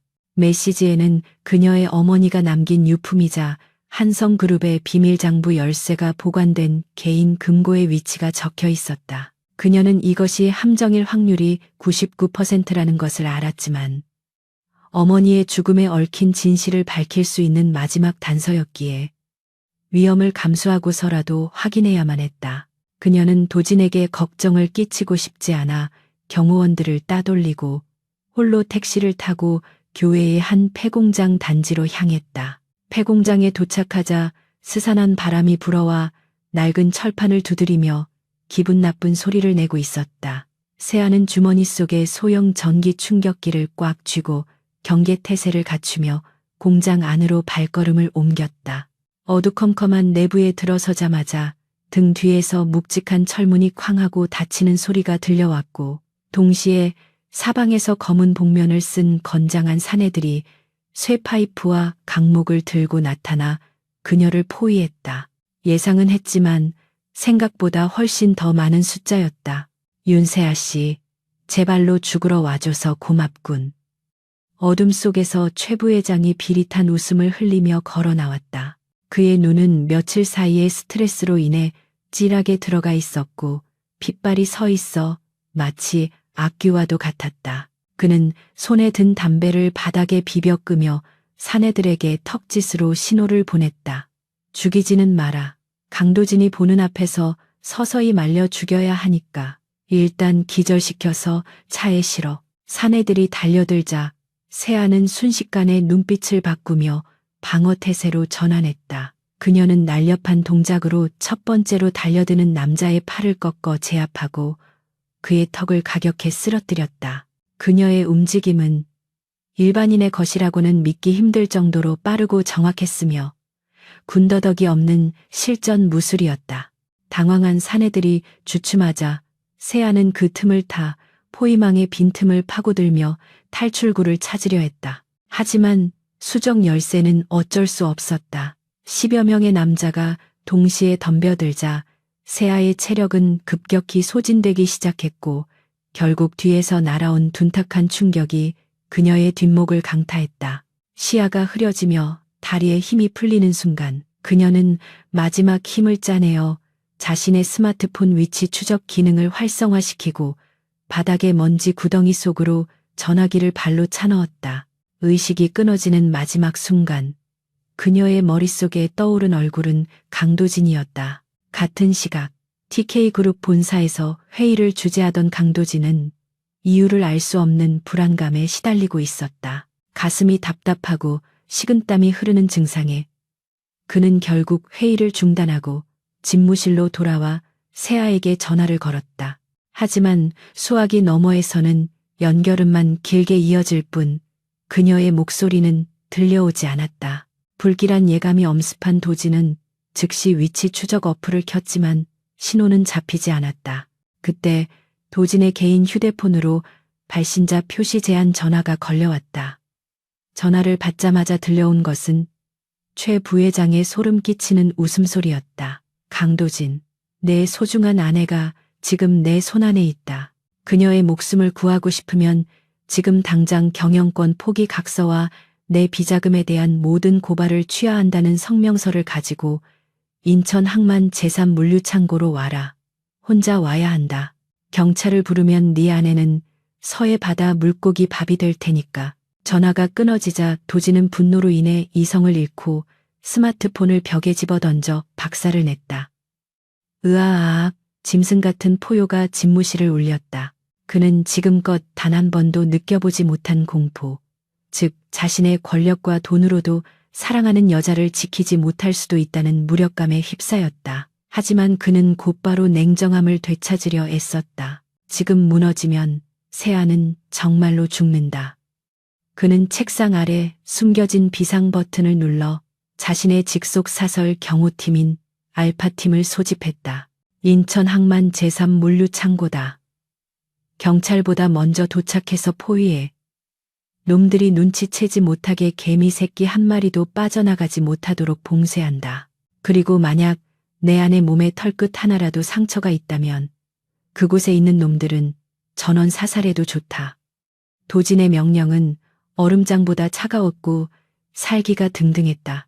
그는 서랍에서 권총 한 자루를 꺼내 장전한 뒤 재킷 안주머니에 넣고 바람처럼 사무실을 빠져나갔다. 인천의 낡은 물류창고 안, 세아는 차가운 시멘트 바닥에서 정신을 차렸다. 그녀의 두 손은 등 뒤로 묶여 의자에 결박되어 있었고 입에는 재갈이 물려 있었다. 최 부회장은 그녀의 맞은편 의자에 앉아 칼로 사과를 깎아 먹으며 그녀를 조롱하듯 바라보았다. 일어났나, 내 남편이 널 구하러 오고 있다는군. 과연 그가 자신의 왕국인 TK그룹을 포기하고 너 같은 계집 하나를 선택할지 궁금하군. 세아는 공포에 떠는 대신 침착하게 주위를 둘러보며 상황을 파악했다. 창고 안에는 무장한 사내 5명이 지키고 있었고 밖에도 꽤 많은 수가 배치된 듯했다. 그녀는 묶인 손목을 비틀어 매듭의 상태를 확인했다. 다행히 놈들은 그녀를 일반적인 여자로 얕보고 밧줄을 엉성하게 묶어놓았다. 그녀는 소매 속에 숨겨두었던 작은 핀셋을 손가락 끝으로 조심스럽게 꺼내어 매듭의 틈새를 공략하기 시작했다. 최 부회장이 잠시 밖의 동태를 살피러 나간 사이 세아는 놀라운 집중력을 발휘하여 밧줄의 매듭을 풀어냈다. 손목에 피가 날 정도로 거칠게 밧줄을 끊어낸 그녀는 재갈을 뱉어내고 소리 없이 의자에서 일어났다. 그녀는 가장 가까이 있던 감시병의 뒤로 소리 없이 다가가 그의 목을 졸라 기절시키고 그의 허리춤에 있던 단검을 빼앗았다. 이제 그녀는 사냥감이 아니라 사냥꾼으로 돌아와 있었다. 창고 밖에서 요란한 엔진 소리와 함께 굉음이 들려왔다. 도진이 도착한 것이었다. 도진은 자신의 마이바흐 차량으로 창고의 셔터를 그대로 들이받으며 안으로 돌진했다. 먼지와 파편이 튀는 아수라장 속에서 도진은 차에서 뛰어내려 정확한 사격 솜씨로 덤벼드는 사내들의 다리를 쏘아 쓰러뜨렸다. 새아, 윤새아, 어디 있어? 도진의 절규에 가까운 외침이 창고 안에 울려 퍼졌다. 혼란을 틈타 새아는 나머지 감시병들을 제압하고 도진의 목소리가 들리는 쪽으로 달렸다. 그때 구석에 숨어있던 최 부회장이 권총을 들어 새아를 겨냥했다. 죽어라, 이 마녀 같은 년, 탕.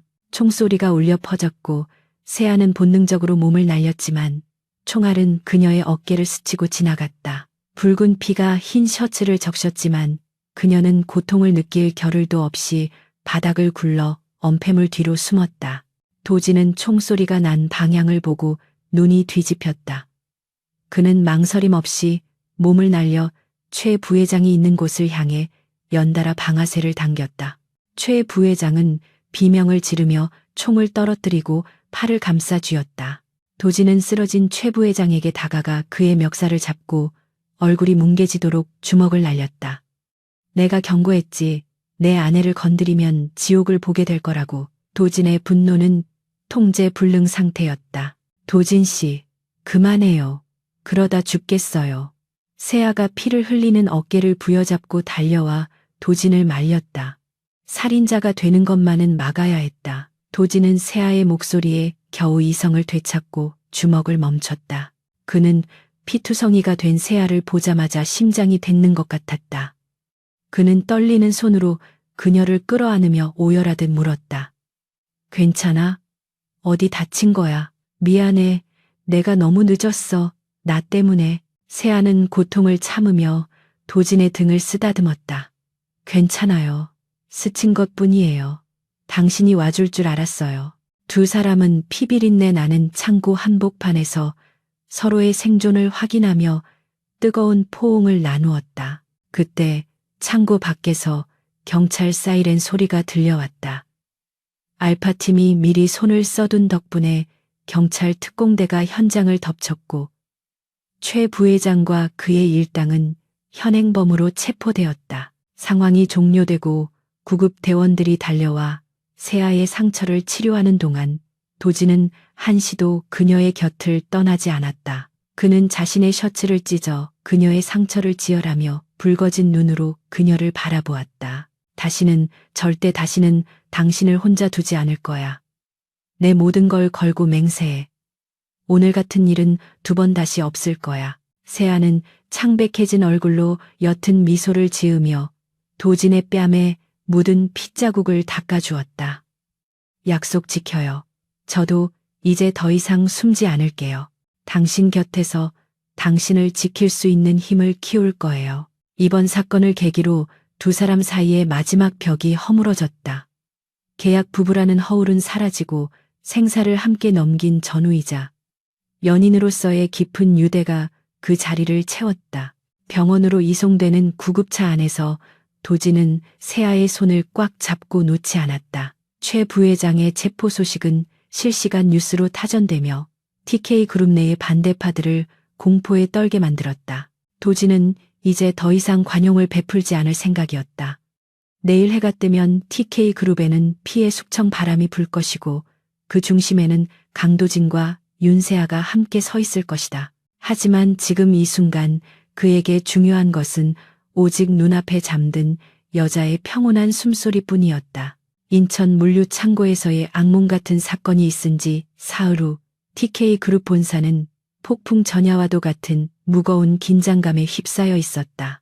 최 부회장의 구속 소식은 그룹 전체를 뒤흔들었고 주가는 요동쳤으며 불안해진 주주들은 긴급 주주총회를 소집하여 경영진의 책임을 묻겠다고 아우성치고 있었다.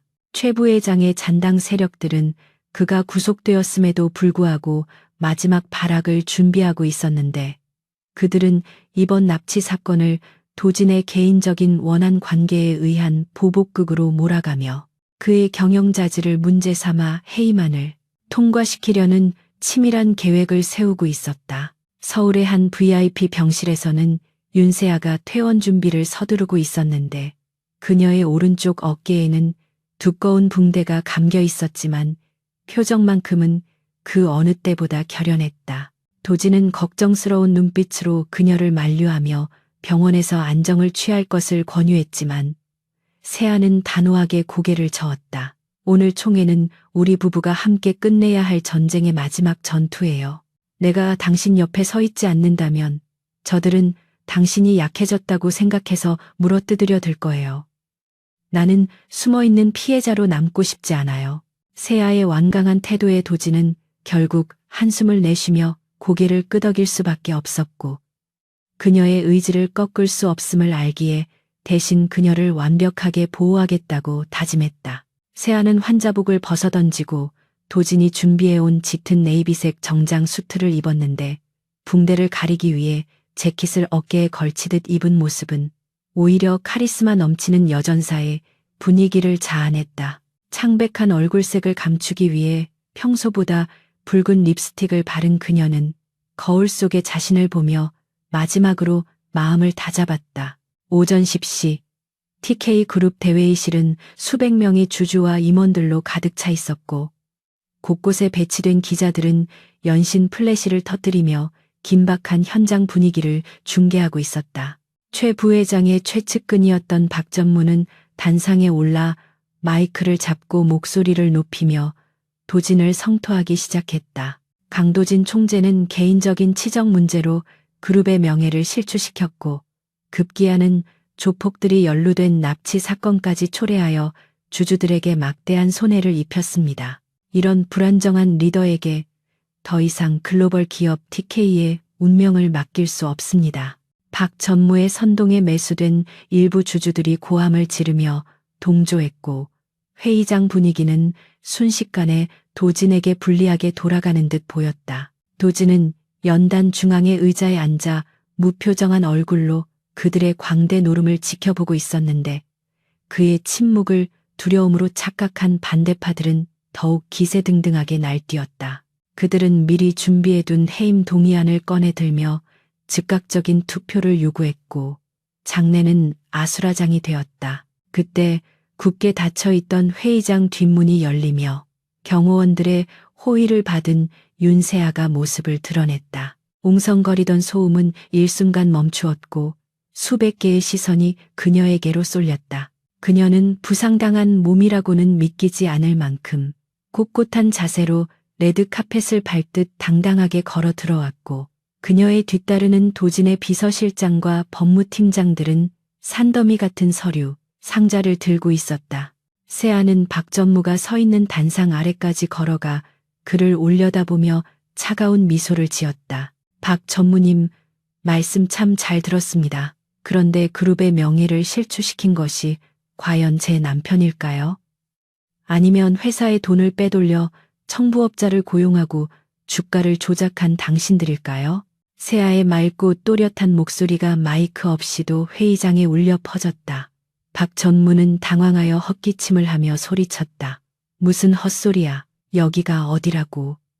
감히 외부인이 들어와서 행패를 부리는 거야. 경비원, 당장 이 여자를 끌어내. 하지만 경비원들은 아무도 움직이지 않았다. 도진이 천천히 자리에서 일어나 마이크를 잡고 낮게 으르렁거렸다. 내 아내는 TK그룹의 지분 3%를 보유한 주요 주주이자 내 법적 대리인 자격으로 이 자리에 섰습니다.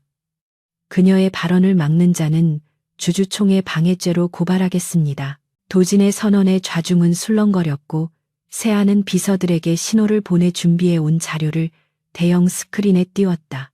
스크린에는 복잡한 자금 흐름도와 녹취록, 그리고 박 전무와 최 부회장이 주고받은 비밀 이메일들이 적나라하게 공개되었다.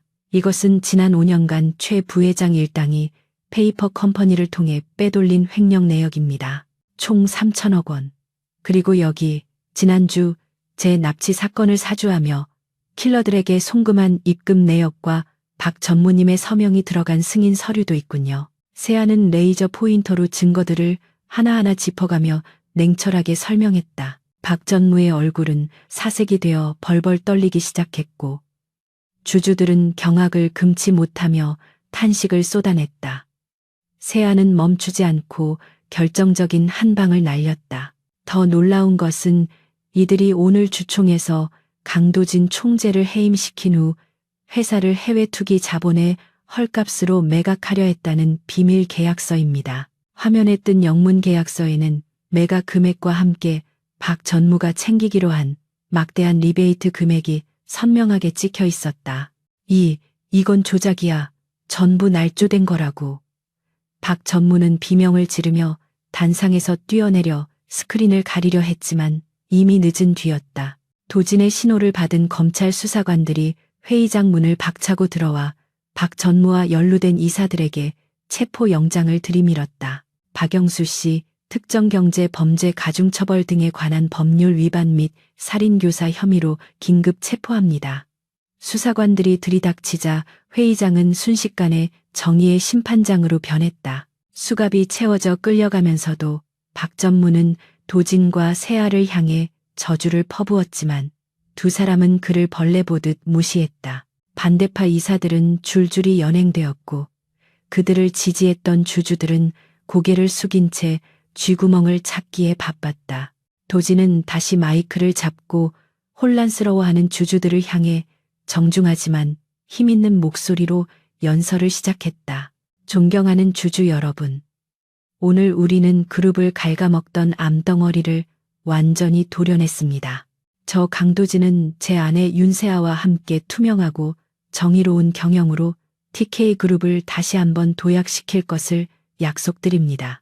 또한 이번 사태로 인한 주가 하락은 제 개인 사재를 출연하여 자사주 매입을 통해 책임지고 방어하겠습니다. 도진의 진정성 있는 약속과 강력한 리더십의 주주들은 하나둘씩 박수를 보내기 시작했고 곧이어 회의장은 우레와 같은 함성과 기립 박수로 가득 찼다. 주주총회가 도진의 완벽한 승리로 끝나고 사람들이 빠져나간 텅 빈 회의장에 두 사람만이 남았다. 세아는 긴장이 풀린 듯 다리에 힘이 풀려 휘청거렸지만 도진이 재빨리 그녀를 부축해 의자에 앉혔다. 괜찮아? 상처가 벌어진 건 아니지? 도진은 그녀의 이마에 맺힌 식은땀을 닦아주며 안절부절 못했다. 세아는 고개를 저으며 창백하지만 환한 미소를 지어 보였다. 아니요, 아주 상쾌해요. 10년 묵은 체증이 내려가는 기분이에요. 드디어 끝났네요. 세아는 자신의 손을 꼭 잡고 있는 도진의 손등을 어루만졌다. 그들은 서로의 눈을 바라보며 말로 다할 수 없는 깊은 유대감을 느꼈다. 빗발치는 총탄과 죽음의 위협을 넘어 함께 쟁취한 이 승리는 그 무엇과도 바꿀 수 없는 두 사람만의 훈장이었다. 도진은 세아의 손등에 키스하며 감격에 젖은 목소리로 속삭였다. 당신 덕분이야. 당신이 없었다면 나는 오늘 이 자리에 없었을 거야. 윤세아, 당신은 나의 구원자이자 최고의 파트너야. 도진의 고백에 세아는 눈시울이 붉어졌다. 그동안 혼자서 감당해야 했던 외로움과 고통이 도진의 따뜻한 온기 속에서 눈 녹듯 사라지는 것을 느꼈다. 이제 그녀는 더 이상 버려진 딸도 복수심에 불타는 그림자도 아니었다. 그녀는 TK그룹의 당당한 안주인이자 사랑받는 아내로서 새로운 삶을 시작할 자격을 얻은 것이었다. 그날 오후 TK그룹은 공식 보도자료를 통해 경영진 개편과 혁신안을 발표했다. 윤세아는 경영고문이라는 공식 직함을 부여받았고 그녀의 능력은 이제 음지가 아닌 양지에서 빛을 발하게 될 것이었다. 언론은 재벌가 며느리의 화려한 반전, 내조의 여왕에서 경영의 여제로라는 헤드라인을 쏟아내며 세아를 찬양했고 그녀는 단숨에 여성들의 워너비 아이콘으로 등극했다.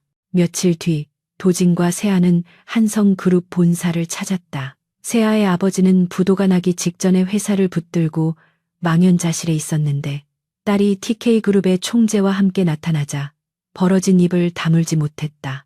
세아는 아버지 앞에 서서 과거에 자신을 내쳤던 그 비정한 눈빛을 똑바로 마주했다. 하지만 그녀의 눈에는 원망 대신 연민과 단호함이 서려 있었다. 아버지, 한성그룹을 인수하겠습니다. 단, 경영권은 아버지가 아니라 전문 경영인에게 넘길 겁니다. 아버지는 명예회장으로 물러나셔서 남은 여생을 조용히 보내세요. 이것이 제가 어머니를 대신해 아버지에게 베푸는 마지막 자비입니다. 세아의 선언은 냉정했지만 그 안에는 무너져가는 가문을 지키려는 최소한의 도리가 담겨 있었다. 아버지는 고개를 떨구며 눈물을 흘렸고 세아는 뒤도 돌아보지 않고 회장실을 나섰다. 도지는 복도에서 기다리고 있다가 나오는 세아의 어깨를 감싸 안았다. 잘했어. 이제 과거의 짐은 다 내려놓고 우리 앞날만 생각하자. 세아는 도진의 품에 기대어 창밖으로 보이는 서울의 풍경을 바라보았다. 회색빛 빌딩 숲 사이로 붉은 노을이 지고 있었지만 그것은 끝이 아니라 찬란한 내일을 예고하는 서막처럼 아름다웠다. 그날 밤 한남동 저택에서는 두 사람만의 작은 축하 파티가 열렸다. 고요한 테라스에 앉아 와인 잔을 기울이며 그들은 처음 만났던 비오는 날의 호텔방을 추억했다. 그때는 우리가 이렇게 될 줄 상상도 못했는데 도진이 웃으며 말하자 세아도 따라 웃었다. 그러게요. 당신은 저를 그냥 이용하다 버릴 장기말 정도로 생각했겠죠? 천만에. 처음 본 순간부터 당신에게서 눈을 뗄 수가 없었어. 그 도끼서린 눈빛이 내 심장에 박혀버렸거든. 도진은 장난스럽게 말했지만 그의 눈빛은 진지했다. 그는 자리에서 일어나 세아 앞에 한쪽 무릎을 꿇고 주머니에서 작은 벨벳 상자를 꺼냈다. 그것은 처음 계약 결혼 때 주었던 보여주기식 반지가 아니라 그가 직접 디자인한 두 사람의 이니셜이 새겨진 심플한 백금 반지였다. 윤세아, 계약서는 이제 찢어버리자. 그리고 진짜 내 아내가 되어줘. 1년이 아니라 평생 검은 머리가 팥뿌리가 될 때까지 나랑 같이 늙어가 줄래? 도진의 투박하지만 진심 어린 프러포즈에 세아의 눈에서 맑은 눈물이 주르륵 흘러내렸다. 그녀는 고개를 세차게 끄덕이며 떨리는 목소리로 대답했다. 네, 좋아요. 계약 연장해 드릴게요. 종신 계약으로요. 도진은 환하게 웃으며 그녀의 손가락에 반지를 끼워주었고 두 사람은 달빛 아래에서 깊고 긴 입맞춤을 나누었다. 이제 그들 앞에는 더 이상 감춰야 할 비밀도 두려워할 적도 없었다. 오직 서로를 향한 신뢰와 사랑, 그리고 함께 만들어갈 눈부신 미래만이 펼쳐져 있을 뿐이었다. 밤하늘을 수놓은 별들조차 두 사람의 새로운 시작을 축복하듯 반짝이고 있었다. TK그룹은 이후 도진과 세아의 공동 경영 체제 아래 승승장구하며 글로벌 기업으로 성장해 나갔다. 세아는 뛰어난 분석력과 협상력으로 그룹의 리스크를 관리했고 도진은 과감한 추진력으로 사업을 확장해 나가는 환상의 복식조였다. 재계에서는 그들을 철혈 부부라고 부르며 경외했지만 직원들 사이에서는 서로를 꿀 떨어지는 눈빛으로 바라보는 팔불출 부부로 통했다. 어느 날 아침 출근 준비를 하던 세아가 넥타이를 매주는 도진에게 물었다. 오늘 일정 확인했어요? 오후에 명일건설 인수 조인식 있는 거. 도진은 세아의 허리를 끌어당기며 능글맞게 웃었다. 물론이지. 그 늙은이가 감옥에서 피눈물을 흘리게 해줘야지. 그런데 그거 알아? 당신 요즘 부쩍 더 예뻐진 거. 세아는 피식 웃으며 그의 가슴을 툭 쳤다. 아부하지 말고 빨리 나가요.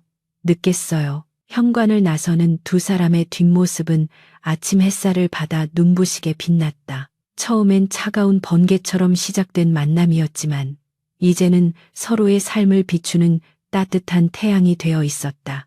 험난한 파도를 넘어 마침내 도달한 평온한 바다 위에서 강도진과 윤세아의 사랑은 영원히 항해를 계속할 것이다.